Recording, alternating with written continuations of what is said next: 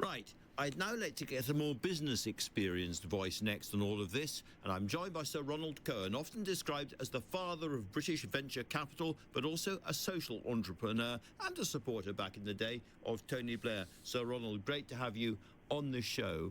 I was reading out to the Shadow Secretary a little earlier on some comments by the Growth Commission who suggest that this government doesn't really understand business. You've seen it from both sides. What's your view?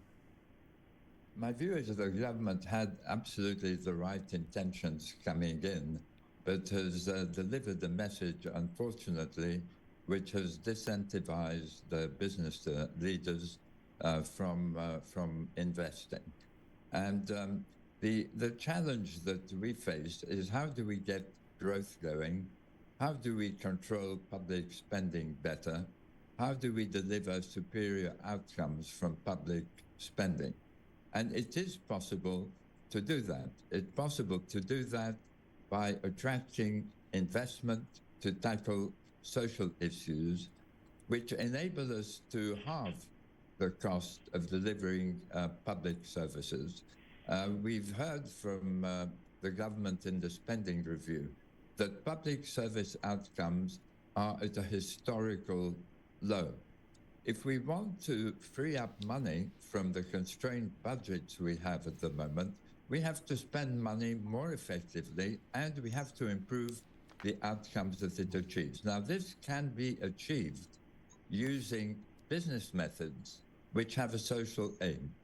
And I'm referring to the whole field of impact investment. We've seen the government announce, and I applaud Darren Jones for leading this effort, that it is going to be launching an impact investment vehicle to tackle children's issues. Now, children's issues, if you look at services only, cost us £13 billion a year. Gordon Brown has been pushing £1 billion impact investment fund to focus on children. If we can halve the cost of these services and achieve superior outcomes in terms of people's lives, why wouldn't we do it? And why wouldn't we do the same thing with prisoner reoffending, which costs us £20 billion a year? That would be wonderful if we could. And if you look at the spending review, again and again and again, you get promises made about big savings, the selling off of buildings, greater efficiency. Department by department, it is assumed that there will be really considerable savings, and AI is always being referred to as part of this. But I suppose there needs to be a bit of scepticism about whether these savings are actually ever going to come about. I mean, Reform are also talking about massive savings in the public sector. Governments throughout my lifetime have done it, and we never really see them.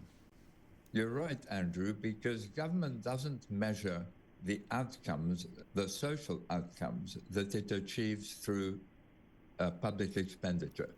If we begin to measure it, we will get accountability for the decisions that have been made and the better deployment of the capital we have. At the same time, by measuring it, we enable a pay as you save type of effort by government, as well as an effort to put money into prevention rather than urgent cure. What does that mean? That means that if the government commits to pay for an improvement in children's lives, or an improvement in reoffending, or an improvement in homelessness, you can attract investment capital to achieve these outcomes, funding not-for-profit organizations and profit-with-purpose businesses. And government only pays when the outcomes have been achieved and have been properly measured and verified. Now, it's time for the government to put real scale behind Darren Jones's efforts to bring impact investment into the government's thinking. If we had £10 billion of commitments to pay for outcomes, we could potentially save £5 billion that is being expended at the moment in achieving the outcomes we're achieving. So the government needs to think out of the box. It cannot simply continue to throw money in the traditional way we have, as you have been saying, at social issues. It really sounds like an entirely different way of doing government. I very much hope that ministers are listening to what you say, Sir Ronald, and thinking hard about it. But for now, thanks very much indeed for talking to LBC.